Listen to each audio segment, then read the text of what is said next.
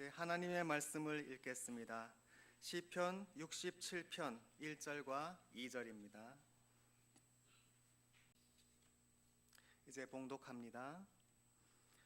하나님은 우리에게 은혜를 베푸사 복을 주시고 그의 얼굴빛을 우리에게 비추사 주의 도를 땅 위에 주의 구원을 모든 나라에게 알리소서. 아멘. 기도합니다. 하나님 감사합니다. 주님께서 생명의 말씀을 주시고 영의 양식으로 삼아서 살 수 있도록 하셨습니다. 이 시간에 저희들이 겸손히 그리고 기쁜 마음으로 하나님의 말씀을 받습니다. 성령님을 통해서 말씀하여 주시고 이해하게 하시고 또한 말씀대로 순종하게 하옵소서. 예수님의 이름으로 기도합니다. 아멘. 하나님은 우리에게 은혜를 베푸십니다. 하나님의 은혜는 그분이 우리를 지극히 사랑하신다는 뜻입니다. 하나님의 사랑은 완전한 사랑입니다. 사실 우리는 하나님의 사랑을 이해할 수 없습니다. 우리가 상상할 수 있는 아무리 크고 지고한 사랑도 결국은 인간적인 사랑입니다. 우리는 하나님의 사랑이 정말로 어떠한지 상상도 할 수 없습니다. 우리를 찾아오셔서 만나시고 또 자녀로 삼으시는 것이 하나님의 사랑입니다. 자격이 없는 우리를 만나주시는 그분의 사랑, 이것을 우리들은 하나님의 은혜라고 말합니다. 이 사랑은 다른 종류의 사랑과 완전히 구별됩니다.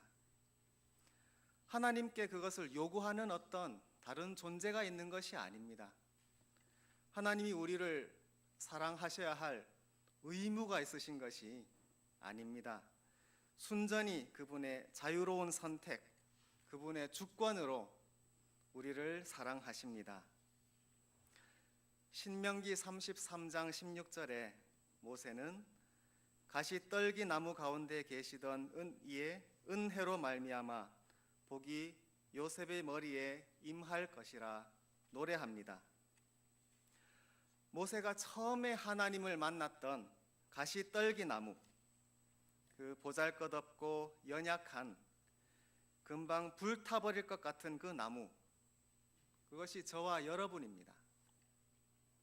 인생이 자기의 눈으로 볼 때는 대단한 것 같습니다. 그래서 우리는 누가 나의 존재를 가볍게 여기면 굉장히 속상해합니다. 그러나 하나님 보시기에 우리는 그 메마른 가시떨기 나무입니다. 하나님은 그 위에 불길로 계셨습니다. 그러나 태워버리지 않고 도리어 보호하셨습니다. 하나님이 우리에게 주시는 복은 바로 이 놀라운 은혜로 말미암는 것입니다. 그래서 모세는 이 하나님의 은혜를 믿고서 복이 요셉의 머리에 임할지로다 하고 기도하는 것입니다. 오늘의 본문 시편 67편 1절에서도 하나님은 우리에게 은혜를 베푸사, 먼저 은혜를 구하고 그 다음에 복을 주실 것을 간구합니다. 시편에서 우리들은 주님의 은혜로 구원하소서, 나를 기억하소서, 나를 살게 하소서 하는 기도를 읽습니다. 그런데 그보다 더 많이 나오는 것은 오늘의 본문처럼 은혜를 베푸소서, 은혜가 먼저입니다. 그런데 이 기도는 우리에게 은혜를 달라는 기도가 아닙니다. 마치 은혜가 무슨 선물이나 물건인 것처럼 달라는 기도가 아니지요. 영어로 give me grace, 그런 기도는 성경에 없습니다. 영어로는 be gracious to me, 하나님께서 나에게 은혜로우신 분으로 나를 대하소서, 나를 구원하소서, 나를 기억하소서라는 뜻입니다. 하나님께서 은혜로우십니다. 그리고 그분께서 나에게 오십니다. 그래서 오늘 본문이 또한 그의 얼굴 빛을 우리에게 비추사라고 기도합니다. 은혜는 하나님 자신을 우리에게 주시는 것입니다. 하나님 자신이 은사이시고 친교이시고 또 계시이십니다. 하나님의 얼굴이 우리를 향하실 것을 우리는 간구합니다. 시편 25편 16절에 다음과 같이 기도합니다. 주여 내게 돌이키사 나에게 은혜를 베푸소서. 여기서도 주님께서 우리에게 돌이키셔야 합니다. 주님께서 우리와 먼저 함께 하셔야 주님의 은혜가 우리에게 있습니다. 만일 하나님이 우리를 외면하시면, 우리를 멀리 하시고 우리를 돌보지 않으시면 우리가 어떻게 되겠습니까?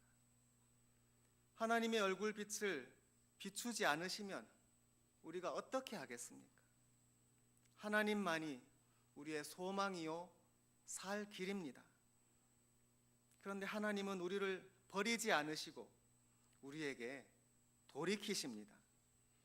하나님이 어떤 천사를 보내시는 것이 아니고 그의 어떤 능력이나 분신을 보내시는 것이 아니라 하나님 자신, 그분의 본질이 우리에게 돌이키시고 우리를 향하십니다.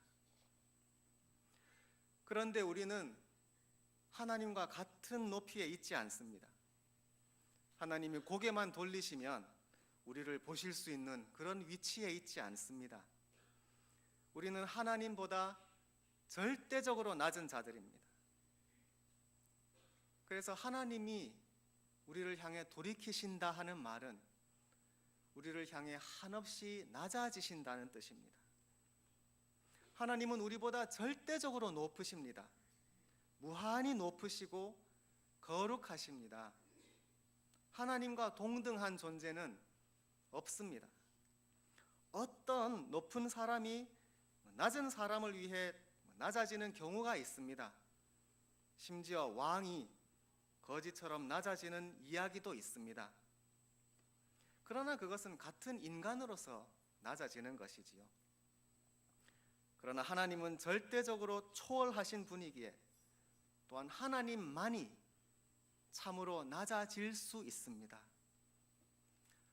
하나님은 마치 어떤 높은 탑 위에서 선물을 아래로 던져주시듯이 하시지 않습니다. 하나님이 절대적으로 높으시기에 또한 하나님은 절대적으로 낮아지십니다. 그렇기 때문에 하나님이 무한히 높으시다고 하는 말은 하나님이 낮아지신다고 하는 그 사실에 전제가 됩니다. 아무도 하나님에게 그것을 요구할 수가 없습니다. 하나님이 은혜를 베푸실 아무런 의무도 없으십니다. 하나님은 오직 그분의 자유로우신 뜻 안에서 그렇게 하십니다. 그래서 마태복음 10장 8절은 너희는 거저 받았다고 말씀하십니다. 그런데 우리는 이 은혜를 받을 자격이 전혀 없는 죄인입니다. 우리 가운데 나는 하나님의 은혜를 사모하고 믿고 받을 준비가 되었다고 말할 수 있는 사람은 없습니다. 우리는 죄인이기에 하나님의 은혜를 원하지 않고 도리어 저항합니다. 그러나 하나님의 은혜는 우리의 죄를 압도합니다. 주님은 우리를 이기십니다. 사실 하나님이 우리에게 은혜를 주신다는 이 말 자체가 우리는 그에게 저항한다는 사실을 전제하고 있습니다. 그러나 하나님은 우리의 저항에 제한받지 않으시고 그것을 극복하시고 승리하십니다. 그러므로 하나님의 은혜는 그가 죄인의 죄를 용서하신다는 것을 의미합니다. 성경에서 하나님의 은혜는 우리의 죄의 용서와 뗄 수 없는 관계가 있습니다. 우리가 이것을 실감하지 못할 때도 있습니다. 내가 그렇게 은혜를 반대하는 사람인가? 내가 그렇게 하나님께 대적하는가? 평소에는 모를 수 있습니다. 그런데 성경에서 하나님은 우리가 그런 존재라는 것을 드러내십니다. 출애굽 때의 백성들은 하나님께 범죄했습니다. 모세는 그 죄된 백성들을 위해서 기도했습니다. 그때 모세는 하나님께 입은 은혜를 의지하고 이렇게 기도합니다. 출애굽기 34장 9절. 주여, 내가 주께 은총을 입었거든 우리의 악과 죄를 사하소서. 우리의 모든 죄는 하나님께 대한 죄입니다. 물론 내가 알고 나와 가까운 사람이 나의 죄로 인해 어려움을 당할 수 있습니다. 때로는 내가 전혀 모르는 사람이 나의 죄로 인해 애매하게 고통을 당하는 수도 있습니다. 또 모든 죄는 나 자신의 영혼을 위협합니다. 그러나 이 모든 경우에 나의 죄의 무거운 결과는 결국 하나님께로 돌아갑니다. 시편 51편은 다윗이 우리아의 아내의 일로 인해서 여러 사람들에게 죄를 지은 후에 쓴 시편입니다. 그런데 여기서 다윗은 자신이 주님께 범죄하였다고 말합니다. 우리가 죄를 지으면 우리는 하나님께 그리고 예수님께 죄를 짓는 것입니다. 그렇기에 우리가 죄를 지으면 하나님 자신이 행동하십니다. 하나님은 우리의 죄로 인해 우리를 즉시 심판하실 수 있습니다. 그렇게 하셔도 하나님은 지극히 의로우신 하나님이실 것입니다. 그러나 그렇게 하신다면 우리 중에 살아남을 사람이 누가 있겠습니까? 시편에서 내게 은혜를 베푸소서라는 간구는 나의 죄를 용서하소서라는 간구와 연결됩니다. 시편 103편 8절. 여호와는 긍휼이 많으시고 은혜로우시며 노하기를 더디하시고 인자하심이 풍부하시도다. 하나님의 은혜를 이렇게 고백한 다음에 10절에서 이렇게 또 말합니다. 우리의 죄를 따라 우리를 처벌하지는 아니하시며 우리의 죄악을 따라 우리에게 그대로 갚지는 아니하셨으니. 하나님이 우리의 죄를 따라 우리를 처벌하신다면, 우리의 죄악 그대로 갚으신다면 어떻게 되겠습니까? 우리는 하나님 자신에게 범죄했습니다. 그리고 바로 그분이 행동하십니다. 그러나 하나님은 죄로 인해 우리를 멸하지 않으시고 우리를 용서하십니다. 이것이 우리의 죄에 대한 그분의 결단이요 행동이요 은혜입니다. 이것은 그분 자신의 본질로부터 나오는 그의 아들 예수 그리스도를 통한 죄의 용서입니다. 죄인의 악의보다 무한히 더 중요한 것이 하나님의 선하심입니다. 죄인을 죄로서 대함이 마땅한데 그분은 죄에 대해 그의 선하심으로 대하십니다. 그리고 그것이 하나님의 행동이기 때문에 우리의 죄는 실제로 용서받습니다. 그렇지 않으면 어떻게 우리 죄가 용서받겠습니까? 이것이 참으로 기쁜 소식이 아니겠습니까? 이제 우리는 죄가 무엇인지 비로소 알게 됩니다. 죄는 단지 율법을 어기거나 인간적으로 잘못하는 것만이 아닙니다. 진실로 죄는 하나님께 대한 것입니다. 하나님의 은혜를 거부하고 저항하고 대적하는 것입니다. 그것이 죄가 엄중한 대가와 징벌을 치러야 하는 이유입니다. 죄의 용서는 그저 주어진 것이 아닙니다. 하나님은 우리 죄를 용서하시기 위해 우리 죄의 형벌을 독생자 예수 그리스도에게 지우셨습니다. 그러므로 예수님의 십자가 고난을 통해서 우리는 우리의 죄값이 얼마나 큰지 비로소 알게 됩니다. 이 사실을 개혁자 마틴 루터는 다음과 같이 설교했습니다. 죄에 대한 하나님의 진노는 참으로 엄중하고 두렵습니다. 그런데 그 진노를 우리에게 가장 잘 보여주는 것은 그 아들 예수 그리스도의 고난입니다. 그리스도의 고난이 우리의 마음을 참으로 움직일 때 우리는 죄에 대한 참을 수 없는 하나님의 진노를 보고 느끼게 됩니다. 그리고 그를 죽음에 이르게 했던 이 세상을 생각하며 두려움에 떨게 됩니다. 그래서 성 버나드는 그리스도의 고난을 생각하면서 소리쳤습니다. 아, 나는 안전하다고 생각했다.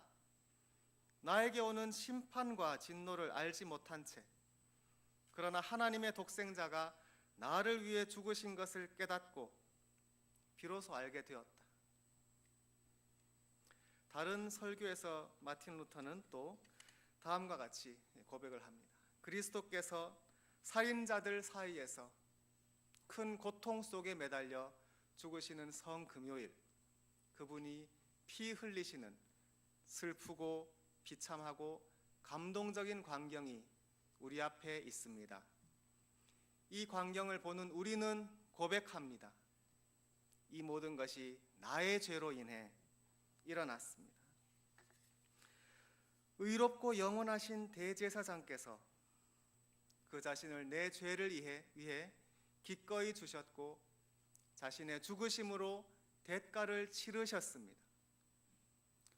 모든 죄인은 그의 죄로 인해 그리스도를 못 박았고 끔찍한 죽음을 당하시게 했습니다. 그리스도의 고난이 여러분과 저의 죄를 지심이 아니라면 무엇이겠습니까?